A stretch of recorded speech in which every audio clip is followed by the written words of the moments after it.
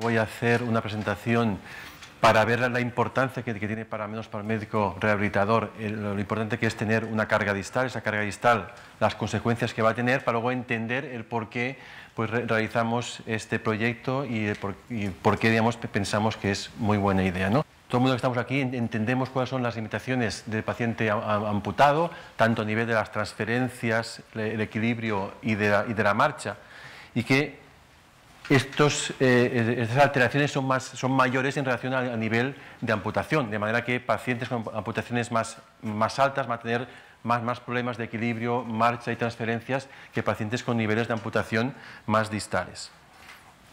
Igualmente no hemos de dejar de tener claro cuál es el objetivo de la rehabilitación de un paciente amputado, que no va a ser otro que hacer que nuestro paciente ande con seguridad, con ayudas técnicas, sea con bastones, con andador, con lo que sea, tanto por dentro de la calle como por fuera de la calle. Eso es lo que hemos de garantizar con la rehabilitación.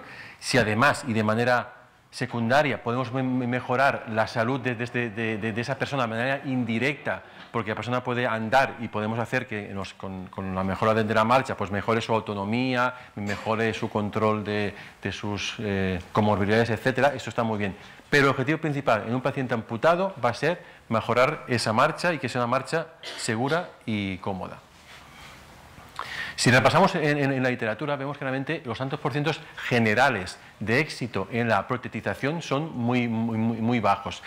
En global, y más en este artículo de 2012, los ratios no son más del 50% en global, si tenemos en cuenta vasculares, traumáticos, oncológicos, femorales, tibiales, pero también es muy importante aquí que también en el conjunto de los pacientes amputados, menos del 50% va a volver a tener una capacidad de marcha. Por tanto, cualquier acción que hagamos para poder mejorar esa capacidad de marcha va a ser muy importante. ¿Y eso al final por qué pasa? Pues porque todo, además ya estamos aquí, ya lo sabemos, la mayoría de los pacientes amputados que tenemos en la consulta son de origen vascular y en países desarrollados, pues básicamente entre el 80 y 90% son de causa vascular, y los países en vías de desarrollo, pues la causa traumática, pues entre 50 y 90%, y seguramente la causa vascular ya no llegan a la edad de poderla tener. Sabemos que la mayoría de nuestros amputados son mayores de 65 años, la mayoría de ellos de causa vascular. Esto no va a ir a menos, sino que puede ir a más, porque las estimaciones de las amputaciones van a ser a más en el año 2050. España no es una diferencia del resto de países desarrollados, y más de 3/4 partes son de causa vascular, y la mayoría de causa vascular de origen diabético. Si nos centramos en el paciente femoral, como si ese nivel es más o menos importante en el contexto de las amputaciones, pues vemos que a nivel europeo más o menos es un 21% del conjunto de las amputaciones, y a nivel en Estados Unidos y a nivel de Europa un poco más, y llega hasta el 35% según las series del total de amputaciones mayores. También, si vemos en la literatura lo que nos dicen los que más se saben de sus éxitos en general en paciente geriátrico, que como hemos comentado, el tanto por ciento de amputaciones es en personas mayores de 65 años, vemos que hay una disparidad. Hay unos que dicen que lo hacen muy bien y que sus pacientes, los tibiales, casi todos van a andar, y los femorales entre el 50 y el 60%, y hay otro conjunto de autores que son muy pesimistas y que nos dicen que es solamente menos de la mitad de los tibiales y entre un 15% de los femorales. Seguramente aquí hay infinidad de aspectos que no hace falta discutir en este momento, de por qué unos son tan buenos y otros son tan malos, o unos son tan optimistas y otros son tan pesimistas. Pero lo que sí sabemos es que a nivel más altos de amputaciones, el coste energético para andar va a ser superior, y en un paciente ya sin comorbilidades, en un nivel transfemoral va a ser un 40%, un nivel transtibial un 20%, y aquí ya introduzco SAIM como un nivel de amputación, desarticulación, que se puede hacer carga distal, en el cual el nivel del gasto energético nos baja un 5 y un 10%, porque eso lo vamos a repasar más adelante. Por tanto, ya de momento tenemos ya un toque de atención, que entre el SAIM y el tibial hay una diferencia, y luego podemos discutir cuántos SAIMs podemos hacer en otros hospitales. En definitiva, más consumo energético, la persona tenemos más sedentaria y con aumento de estilo de vida sedentario aumentamos sus comorbilidades y la mortalidad. Si vemos esta gráfica hecha por este autor, que es Eskenazi, que es un médico rehabilitador americano, que es amputado de miembros superior y es especialista en amputados, vemos aquí el porcentaje de incremento de coste energético en relación al nivel de amputación. Y básicamente nos vamos aquí a centrar en estos cuatro. Y lo que aquí vemos es que entre el SAIM y el transtibial, realmente el incremento de coste energético es muy importante. Y realmente en personas que tengan una capacidad ya justa previa a la amputación de marcha, este incremento adicional del transtibial versus al SAIM puede ser suficiente para que esa persona pueda realizar una marcha, o si ya iba a hacer una marcha, que pueda ser dentro de casa o fuera de casa. Entonces veis que esta diferencia realmente es objetiva. Y lo mismo pasa entre el trasarcado de rodilla y el femoral, en el cual son niveles femorales, pero entre los dos la diferencia también es muy parecida entre el SAIM y el transtibial, en relación a que el coste energético en el transfemoral es muy mayor, es muy evidente, y si os fijáis aquí en la gráfica, el desarrollo de rodillas se asemeja mucho al coste energético que el tibial, más que al femoral. Por tanto, estamos hablando de un nivel de amputación que permite un apoyo distal que, digamos, está en desuso. Luego vamos a hablar de el por qué puede estar en desuso, pero en cambio para el paciente es un nivel que es muy agradecido y que para el rehabilitador también. Aquí, por ejemplo, tenemos dos pacientes de edades y comorbilidades muy similares. Este paciente es una amputación femoral, el cual lleva un encaje estándar, un encaje cuadrangular, rodilla de bloqueo, etc. Hemos visto una marcha precaria con dos bastones, y esta persona que tenemos aquí al lado es una persona desarticulada de rodilla, realizada en nuestro hospital, en el cual está andando con una muleta, que también puede ir con bastón de puño, y vemos cómo a igualdad de edad y de comorbilidades la diferencia de marcha es muy diferente. Y eso al final, el objetivo que estamos intentando llegar, de que esa persona nuestra vascular mayor sea independiente, es muy difícil de conseguir. ¿Hemos de hacer un esfuerzo muy grande? Pues quizá no, porque ya hay estudios en los cuales nos dicen que una persona, para ser independiente con ayudas en el domicilio, pues necesita más o menos de andar 600 pasos al día, y con eso se puede mover alrededor de su piso. Pero solamente que nosotros, con las acciones que sean quirúrgicas, protésicas, con elementos de rodillas, etcétera, hagamos que esa persona pueda doblar esa capacidad de pasos, podemos hacer que esa persona ya sea algo independiente, pueda salir a la calle y pueda ir a comprar el pan, pueda ir a comprar el diario. Entonces la diferencia de pasos no es tan grande como para no intentar hacer un esfuerzo para conseguir con los elementos que tenemos, en este caso, a nuestro alcance. Entonces, a la hora de hacer una revisión de qué cirugías, qué gestos quirúrgicos o no disponemos ahora para favorecer un apoyo distal en nuestros pacientes, pues localicé todos estos.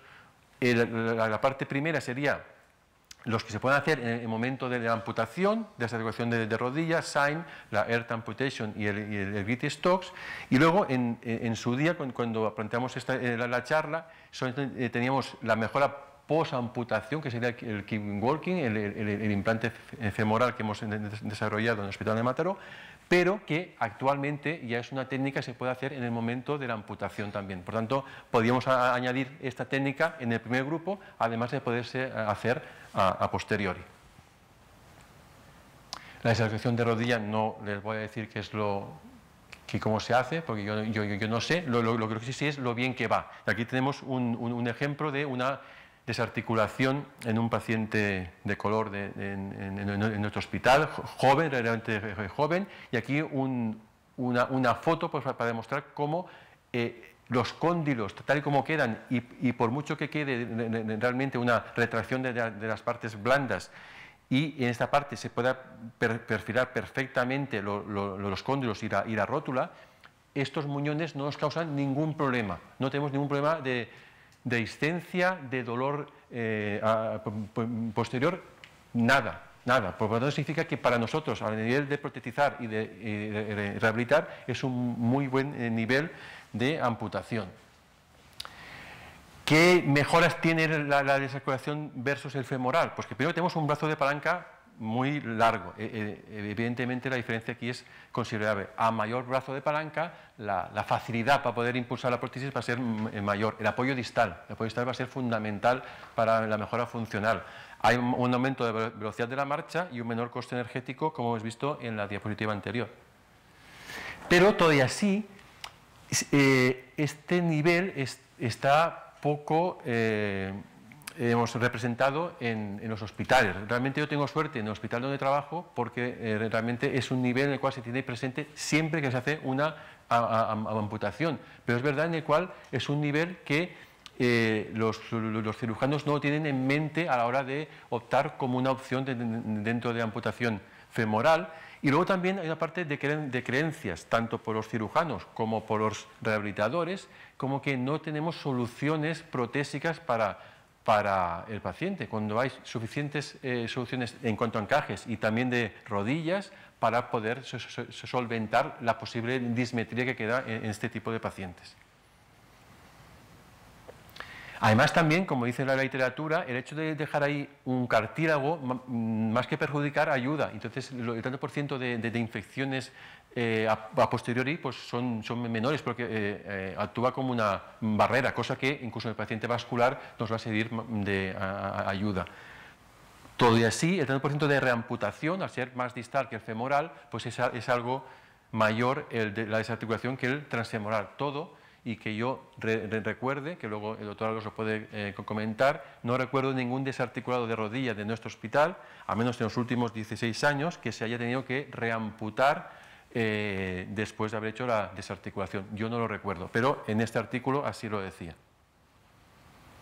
Aquí tenemos un ejemplo de cuál sería encajes para este tipo de pacientes. Sería un encaje provisional, en el cual estamos aquí haciendo una alineación en el paciente. Aquí sería una prótesis definitiva con una variante de encaje más cómoda, que bueno, esto es una variante. Y aquí, por ejemplo, un ejemplo de la buena colaboración cirugía vascular, rehabilitación en nuestro hospital, porque aquí veis que es una persona que tenía un ictus previo, se le iba a tener que hacer una amputación y con la consulta de cirugía vascular de cuál era el mejor nivel que se podía hacer a esta persona para amputar, al no poder ser tibial, aconsejamos hacer una desarticulación, que así se hizo, y entre el apoyo distal que se podía hacer en la prótesis, más luego la realineación externa, como veis aquí, que se pudo hacer en el encaje, es una persona que luego fue funcional y pudo andar. Si la persona fuera una persona transfemoral,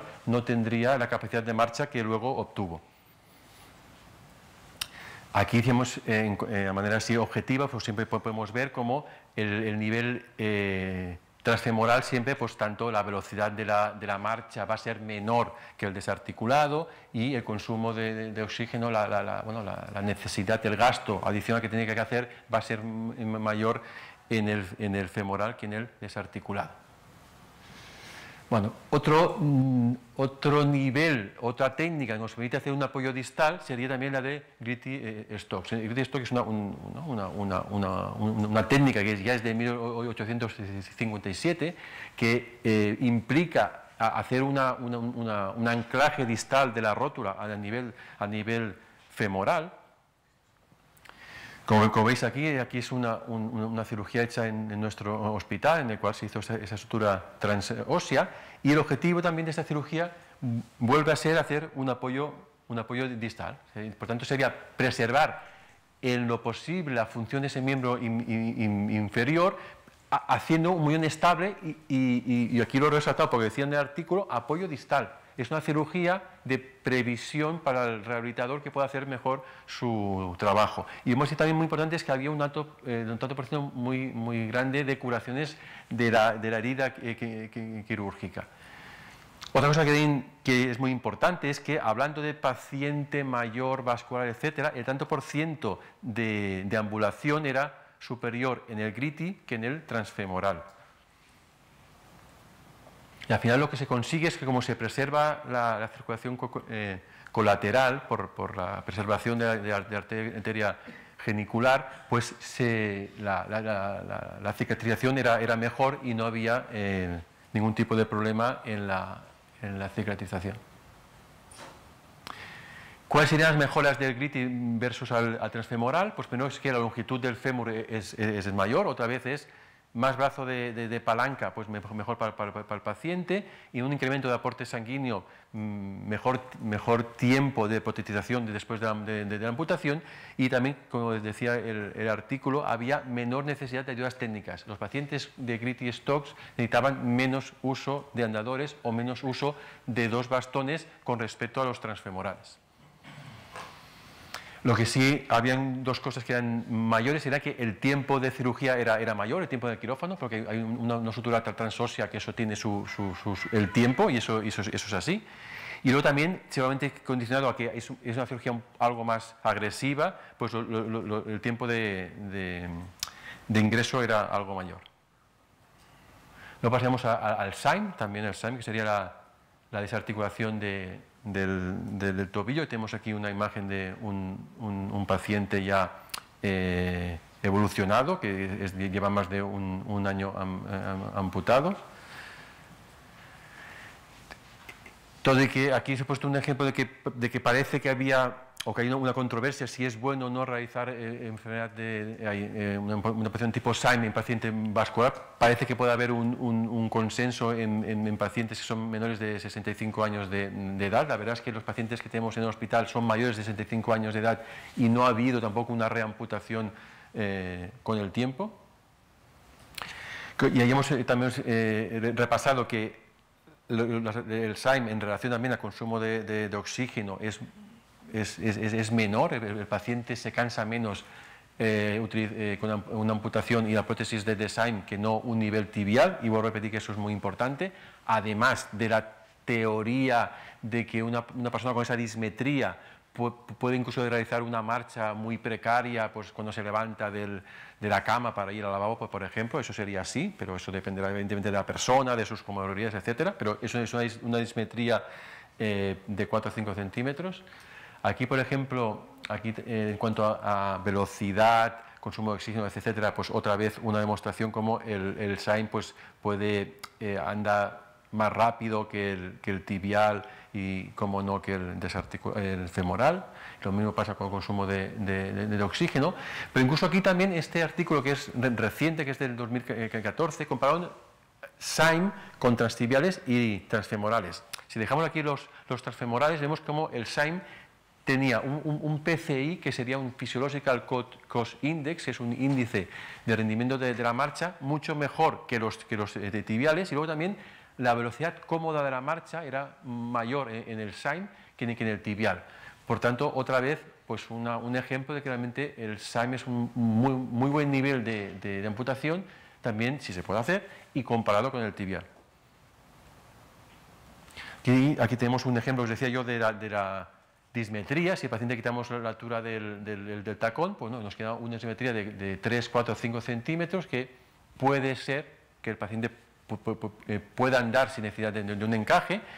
Y este es un ejemplo en el cual, por mucho que sea un SAIM y que sea tan distal, igualmente las soluciones protésicas externas no van a diferir de un tibial, y el paciente visualmente se va a ver con una prótesis, digamos, larga. O sea, que el motivo de hacer un SAIM no es por el motivo estético. Entonces, es un ejemplo de que el SAIM tiene igualmente unas prótesis muy largas. Y luego pasamos a amputation. Aquí tenemos al señor Erd, que él y su familia idearon este tipo de amputación, y al final, el objetivo final también era crear una superficie distal de carga para facilitar la rehabilitación y la adaptación de este tipo de pacientes a la vida normal. Vaya. Al final, ya veréis, es un tipo de amputación que se hace en soldados, pero que no tendrían ningún tipo de problemas para hacerse en pacientes traumáticos y en algunos vasculares. Aquí vemos dónde está el puente óseo perióstico, en el cual pues, se puede hacer de dos formas, o conservar parte de lo que se va a amputar en el peroné y hacer aquí un puente, fijándolo o con tornillos o con Kirchner de manera transitoria, o haciendo este puente, haciendo la conservación del peroné y del periósteo externo, para luego hacer un anclaje a nivel de la tibia. Y al final lo que estamos buscando son muñones que distalmente son muy firmes, permiten la carga distal, y eso permite una funcionalidad mayor. Aquí vemos un ejemplo del paciente que realmente la carga en una báscula es mucho mayor, y aquí un ejemplo de que se ha puesto aquí un tornillo para fijar este peroné. En definitiva, el objetivo quirúrgico que se pretendía es crear una extremidad residual funcional y activa. Pues son tipos de pacientes en el cual se hace una previsión de esta cirugía para conseguir que el paciente, y luego vamos a ver un ejemplo de un paciente un poquito muy activo, incluso pueda realizar el retorno al trabajo o el retorno a su función de soldado, por ejemplo. Y todo eso es buscando un aumento de la estabilidad y de la propiocepción. No es el tipo de paciente nuestro, pero digamos que este paciente, habiendo hecho esa técnica de apoyo distal, podía recorrer más millas que sin la técnica, y podía aumentar pues, un tiempo mayor de horas de uso del encaje con respecto a los tibiales convencionales. Si nos funciona, que yo creo que sí, este vídeo... A ver.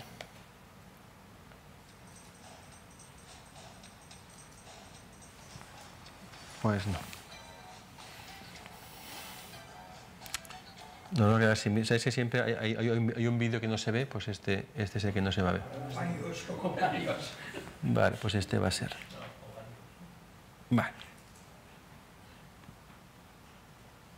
Pues volvemos. Vale, entonces, finalmente, pues... En relación a las posibilidades que tenemos en este momento, pues también llegamos al keep walking, que luego os van a detallar mejor, vaya, es este implante de titanio, de polipropileno, en el cual pues tiene tres partes: el vástago, el espaciador y el tapón, en el cual hay diferentes longitudes, espaciadores, etcétera. Pero lo importante es que se realizó en relación a esta mejora que teníamos y que habíamos observado entre pacientes desarticulados y el femoral, en el cual, con el vídeo que hemos visto anteriormente, esta mejora de funcionalidad nos hacía pensar que ese apoyo distal era el que realmente daba una diferencia más grande en el por qué unos iban tan bien respecto a otros, y por eso pensamos en recuperamos ese apoyo distal creando pues una nueva superficie de apoyo que implicaba pues bueno este implante que os he enseñado, y otra vez con la idea de apoyo distal, mejor control, mejor propiocepción, mejor función. Aquí vemos un detalle de cómo queda el implante colocado en el paciente, y cómo también se mejora la alineación con la colocación del implante. Aquí son detalles quirúrgicos, pero aquí lo importante es el concepto. Queremos reproducir la función de los cóndilos, la función de la presión distal que se permite con este implante realizado en titanio. Esto lo vamos a pasar porque lo van a ver luego con una serie más grande, pero aquí lo importante que quiero demostrar es el motivo final de la función que conseguimos con el implante, que fue por un lado que mejoramos la velocidad y la distancia, siendo muy significativas. Estamos pensando de personas que son, digamos, con comorbilidades, que son justas, digamos, incluso en capacidad previa a la amputación, y que este aumento de distancia recorrida o de velocidad les permite cosas tan sencillas como cruzar un semáforo o no. Luego el dolor, en igual también mejoramos el dolor. Esto yo siempre lo defiendo más que es un hallazgo más que otra cosa, porque el hecho de ir a buscar y tener que cortar la espícula distal, los 4 centímetros distales del fémur, de manera indirecta estamos haciendo pues una cirugía de limpieza de componentes que nos pueden hacer que ese muñón duela, espículas, neuromas, etcétera, etcétera, pero está ahí está mejora. Y luego una cosa muy importante es la ergometría, el consumo de oxígeno. Los pacientes mejoraron de manera objetiva su consumo de oxígeno y pudieron realizar más esfuerzo con el implante que sin él.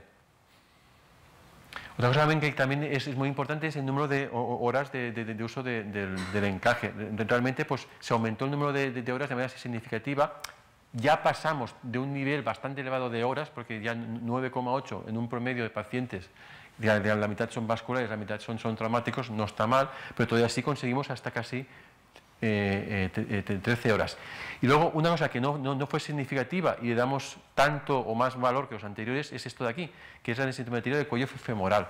Porque hay un pequeño incremento que no es significativo, pero teniendo en cuenta que la evolución normal de un paciente amputado es a la pérdida de densidad mineral ósea y especialmente el del cuello femoral, el hecho de hacer un gesto que permite conservar o mejorar la densidad mineral ósea, pues pensamos que es una mejora en un futuro, pues en relación a una caída y una posible fractura que el paciente pueda tener. Incluso esto lo vimos también tanto si hicimos el grupo lo partimos, pues si el paciente era hombre o mujer, mayor o menor de 50 años, o procedía de cirugía vascular o de traumatología, en todos los grupos nos mejoraron todos los parámetros, pero especialmente hasta separar fue en el grupo de vasculares. Por eso pensamos que el kick walking o el implante de apoyo distal en el paciente vascular, el hecho de tener las comorbilidades y tener esta necesidad adicional de control hace que el consumo de oxígeno no sea significativo en los vasculares. Quizá en los traumáticos no lo es o no lo será, o quizás sí, porque la serie aún no ha acabado y no hemos hecho el análisis de los 28 pacientes, pero es posible que los traumáticos, que ya parten de una capacidad mejor, el implante les aporte muchas mejorías, pero a nivel de consumo de oxígeno no. Todo es verdad que hasta que el estudio no esté acabado entero, no sabemos si este valor en los traumáticos va a ser significativo o no. Por tanto, las indicaciones que pensamos que puede tener este implante puede ser en pacientes femorales con limitaciones de la capacidad funcional vasculares, aunque más que vasculares sería con limitaciones de la capacidad funcional, sea traumático, sea oncológico, y especialmente gente pues, que está más justa incluso hasta antes de la cirugía. Personas con limitaciones de consumo de oxígeno, que necesitan ayudas técnicas para andar, niveles muy bajos de actividad o incluso exceso de partes blandas. Cuando el paciente tiene un muñón con mucha parte blanda, cuanto más parte blanda hay, más inestabilidad en el muñón, menos control de la prótesis, menos funcionalidad. Y las contraindicaciones, pues debemos tener un mínimo de espacio para colocar el implante, que son 15 centímetros en este momento, que haya una infección previa del muñón, la cortical, que es muy importante para que no haya ningún tipo de fractura con el implante, y un peso mayor de 100, no menor. Por tanto, pensamos que así en general el apoyo distal dentro de un encaje siempre va a ser mucho mayor los beneficios que no que haya un apoyo distal. Estos apoyos distales en pacientes vasculares son mucho más efectivos que en los pacientes no traumáticos, todo y que también lo son. Hay que hacer siempre una planificación de la técnica para saber el mejor nivel para nuestro paciente y sabiendo las posibilidades que la protésica nos da para ese nivel. Y como ya has visto, ya vamos a ver con más detalle que el implante Kick-Walking en este caso ha demostrado un beneficio para este tipo de pacientes, especialmente también los vasculares. Vale, pues aquí lo dejamos.